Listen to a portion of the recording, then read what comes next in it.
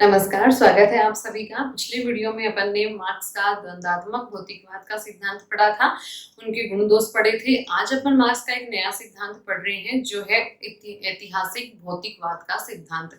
इसका एक और नाम है, वो है इतिहास की आर्थिक व्याख्या। जैसे कि नाम से ही स्पष्ट है, इतिहास की आर्थिक व्याख्या यानी कि अपने इस सिद्धांत के अंतर्गत मार्क्स ने मनुष्य के इतिहास की व्याख्या की है, लेकिन किस आधार पर? आर्थिक आधार पर। मार्क्स का ये मानना है कि मनुष्यों का जो इतिहास रहा है, मानव सभ्यता का जो इतिहास रहा है, वो किसी सामाजिक, आर्थिक, प्राकृतिक कारणों से नहीं रहा है, ना ही किन्हीं महापुरुषों के योगदान के कारण रहा है, अपितु मानवीय इतिहास का निर्धारक तत्व केवल और केवल आर्थिक है, अर्थ है, धन संपत्ति है। मार्क्स ये मानता है कि अर्थ के कारण, धन संपत्ति के कारण, उत्पादन के साधनों पर स्वामित्व के कारण मनुष्य के प्रत्येक अवस्था में और आपस में कुछ कुछ संघर्ष होते थे और उन संघर्षों के परिणाम स्वरूप मनुष्य का इतिहास आज बना, एक इतिहास निर्धारित हुआ। तो इस आधार पर मार्क्स ने आर्थिक जो संबंध है उनके आधार पर मार्क्स ने मनुष्य के इतिहास को और 6 अवस्थाओं में बांटा है। सबसे पहली अवस्था जो मार्क्स ने बताई है वो बताई है आदिम साम्यवादी अवस्था। दूसरी जो अवस्था बताई है मार्क्स ने वो बताई है दास अवस्था। तीसरी अवस्था है सामंती अवस्था। चौथी अवस्था है पूंजीवादी अवस्था और पांचवी अवस्था है सर्वहारा वर्ग का अधिनायक तंत्र या सर्वहारा वर्ग की तानाशाही। और अंतिम जो अवस्था है वो है साम्यवादी अवस्था। अब देखिए मार्क्स क्या कहते हैं। मार्क्स ये कहते हैं कि सबसे पहले अपन बात करते हैं आदिम साम्यवादी अवस्था की। साम्यवादी अवस्था से सीधा सीधा सा अर्थ है एक ऐसी अवस्था, एक ऐसी व्यवस्था जहाँ किसी प्रकार के कोई वर्ग नहीं है और किसी प्रकार का कोई राज्य नहीं है। तो मार्क्स ये कहते हैं कि शुरुआती समय में मनुष्य के पास क्या था, जैसे पत्थर के औजार थे, एकदम आदिम मनुष्य था, ज्यादा उसको समझ नहीं थी, शिकार करते थे, जंगलों में घूमते थे, खाते थे, पीते थे। और क्योंकि जंगली जानवरों से सुरक्षा का एक इशू था, सुरक्षा का एक कारण था, उनकी सुरक्षा को खतरा था, इसलिए वो आपस में झुंड बनाकर रहते थे, एक दूसरे की सुरक्षा करते थे, एक दूसरे को सहयोग करते थे। किसी भी प्रकार की कोई भी निजी संपत्ति नहीं थी, यानी कि निजी संपत्ति का पूर्णतया अभाव था। और जहां निजी संपत्ति का, व्यक्तिगत संपत्ति का पूर्णतया अभाव हो, उसी अवस्था को मार्क्स ने साम्यवादी अवस्था कहा है।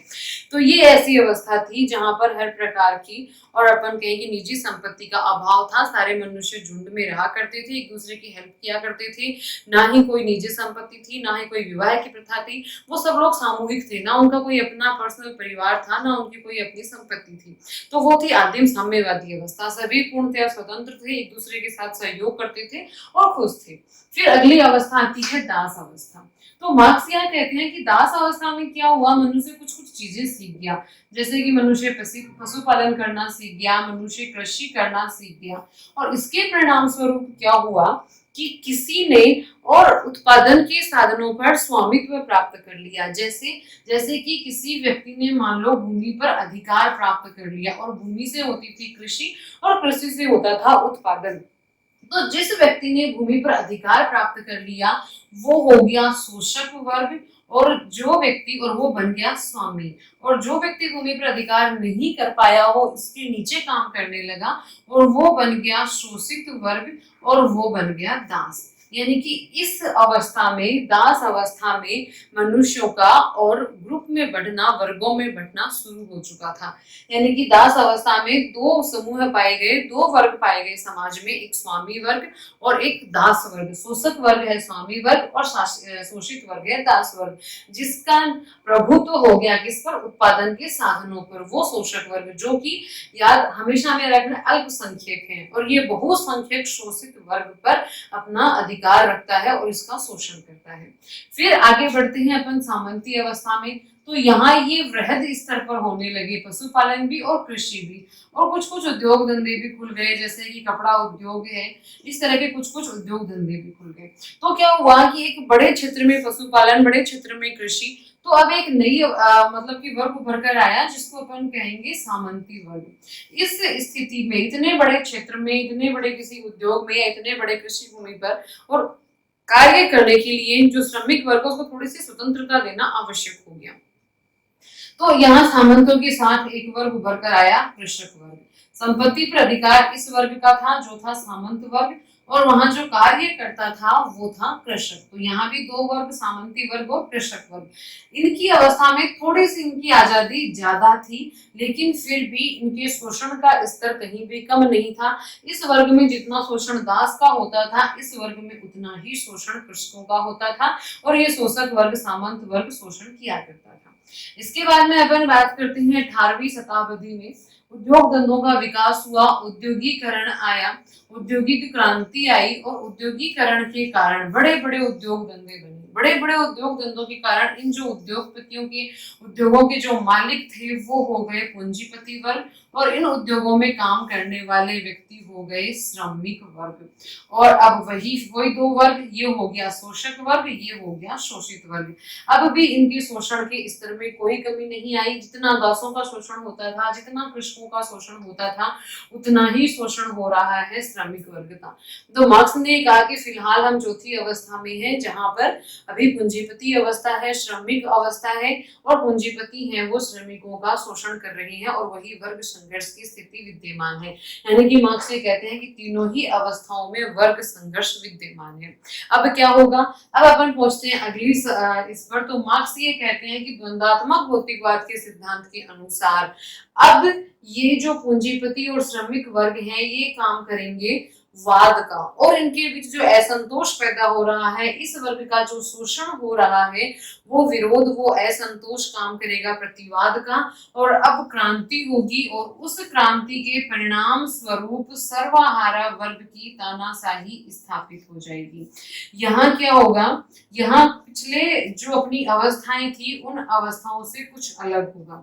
वो अलग क्या होगा, यहाँ हमेशा एक शोषक वर्ग, अल्पसंख्यक वर्ग का शासन था, जबकि इस अवस्था में एक बहुसंख्यक वर्ग, सर्वहारा वर्ग का शासन स्थापित हो जाएगा। एक सर्वहारा वर्ग है वो अपना शासन स्थापित कर लेगा, और अपना शासन स्थापित करने के बाद में ये सर्वहारा वर्ग, अब आते हैं अपन साम्यवादी अवस्था पर।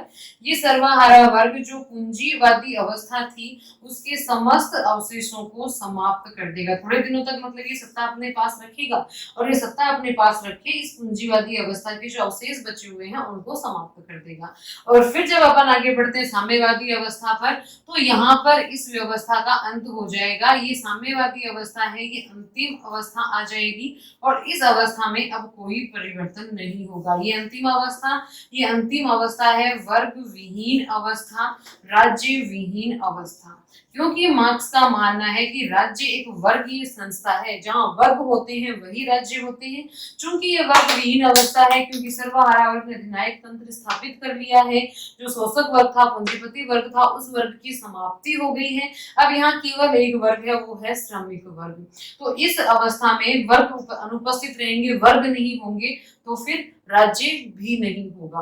तो अब इस अवस्था की ज्यादा व्याख्या नहीं की है मार्क्स ने, इसकी दो विशेषताएं बताई हैं। पहली विशेषता तो ये बताई है कि यहाँ एक ही वर्ग होगा जो कि श्रमिक वर्ग होगा, और सभी व्यक्ति इस श्रमिक वर्ग में ही आएंगे, कोई दूसरा वर्ग नहीं होगा, तो वर्ग संघर्ष की स्थिति पैदा ही नहीं होगी। और दूसरा, इसमें एक सिद्धांत लागू होगा कि जो जितना कर सकता है, मतलब कि जितना और कर सकता है, जितना योग्य है उतना करे और अपनी आवश्यकता का ले जाए। कहने का मतलब है कि व्यक्ति को अपनी योग्यता के अनुसार कार्य करना पड़ेगा, और आवश्यकता के अनुसार उसको धन या संपत्ति है उसका अपना हिस्सा प्राप्त होगा। तो ये नियम इस अवस्था में चलेंगे। सबसे पहला नियम, दो नियम बताए उन्होंने, दो अवस्थाएं बताई है, कहेंगे दो उसकी विशेषताएं बताई, दो पहचान बताई। पहली पहचान तो ये कि केवल श्रमिक वर्ग होगा, और दूसरी पहचान ये कि जो उत्पादन के साधनों का जो वितरण है वो किस प्रकार का होगा, कि इसमें और मतलब कि जितना योग्य है उतना कार्य करें, जितनी योग्यता है और जितनी आवश्यकता है उतना ले जाएं। तो ये था अपने इसका मार्क्स का ऐतिहासिक भौतिकवाद का सिद्धांत या इतिहास की आर्थिक व्याख्या। किस प्रकार मार्क्स ने आर्थिक आधार पर इतिहास की पूरी व्याख्या कर दी। इन्होंने कहा कि 4 अवस्थाएं अभी प्राप्त हो चुकी हैं और ये दोनों अवस्थाएं प्राप्त होनी बाकी हैं। ये तब कह रहे हैं मार्क्स जब वो ये सिद्धांत दे रहे थे या जब वो ये सिद्धांत लिख रहे थे। तो ये अब उन्होंने मतलब कि एक तरह से पूरा का पूरा अर्थ के आधार पर संपूर्ण मानवीय इतिहास का और एक तरह से वर्णन कर दिया। तो ये अपन ने पढ़ा ऐतिहासिक भौतिकवाद का सिद्धांत। अब देखिए छोटा सा टॉपिक इससे रिलेटेड, इसके गुण और दोष, वो भी अपन देख लेते हैं कि सबसे पहले तो इसके और गुण या विशेषताएं क्या रही हैं। तो इसकी जो सबसे पहले गुण और विशेषताएं यही है कि इतिहास का आधार इन्होंने क्या माना है, इतिहास का आधार इन्होंने अर्थ को माना है।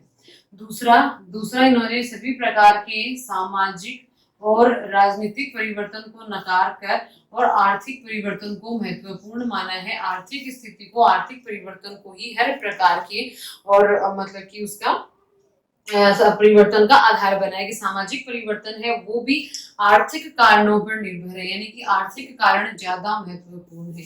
तीसरा इन्होंने ये बताया है कि मनुष्य का इतिहास वर्ग संघर्ष का इतिहास रहा है, यानी कि हर वर्ग में मनुष्यों के इतिहास में हमेशा संघर्ष रहा है। हमेशा 2 वर्ग पाए गए हैं, एक पाया गया है शोषक वर्ग और एक पाया गया है शोषित वर्ग। हर अवस्था में इनके रूप बदल गए थे, इनके नाम बदल गए थे, शोषण करने के तरीके बदल गए थे, लेकिन शोषण का स्तर वही था। एक अल्पसंख्यक वर्ग दूसरे बहुसंख्यक वर्ग पर शोषण कर रहा था। चौथा जो इसकी विशेषताएं हैं वो है इसकी उद्घोषणा या फिर कहें कि घोषणा जो कि मार्क्स ने की थी, वो ये थी कि एक दिन सर्वहारा वर्ग अपना अधिनायक तंत्र स्थापित करेगा और फिर साम्यवादी शासन व्यवस्था की स्थापना हो जाएगी। ये थी मार्क्स के और अपन कहें कि ऐतिहासिक भौतिकवादी सिद्धांत के विशेषताएं या फिर गुण या फिर पहचान अपन बता सकते हैं। फिर इसके बाद में अपन आते हैं इसके दोष पर कि मार्क्स के ऐतिहासिक भौतिकवाद के सिद्धांत के दोष क्या क्या है।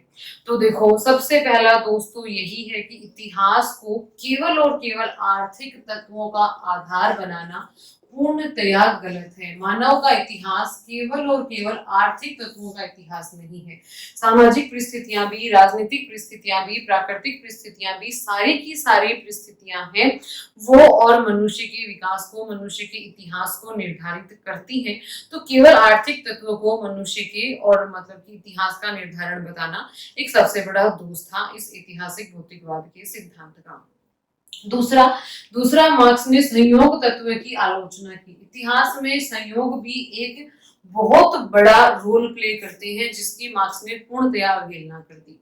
तीसरा मार्क्स ने ये कहा कि जिसका उत्पादन के साधनों पर यानी कि अर्थ पर जिसका अधिकार होता है, यानी कि जो आर्थिक रूप से शक्ति प्राप्त कर लेता है, राजनीतिक शक्ति, सामाजिक शक्ति अपने आप उसके पास आ जाती है। लेकिन ये बात भी गलत है क्योंकि सभी जानते हैं कि मध्यकाल में भारत ने जो पुरोहित वर्ग था, ब्राह्मण वर्ग था, उसने और यूनान में, इटली में, यूरोप में जो पोप वर्ग था उसने अपनी धार्मिक शक्ति के आधार पर और राजनीतिक सत्ता प्राप्त कर ली थी। यानी कि केवल और केवल अर्थ के आधार पर राजनीतिक शक्ति प्राप्त की जा सकती है, ये बात भी गलत है। हाँ, आर्थिक शक्ति एक सहयोग अवश्य प्रदान कर सकती है, लेकिन केवल आर्थिक शक्ति के आधार पर राजनीतिक सत्ता उसी के हाथ में रहेगी, ये बात मान्य नहीं है।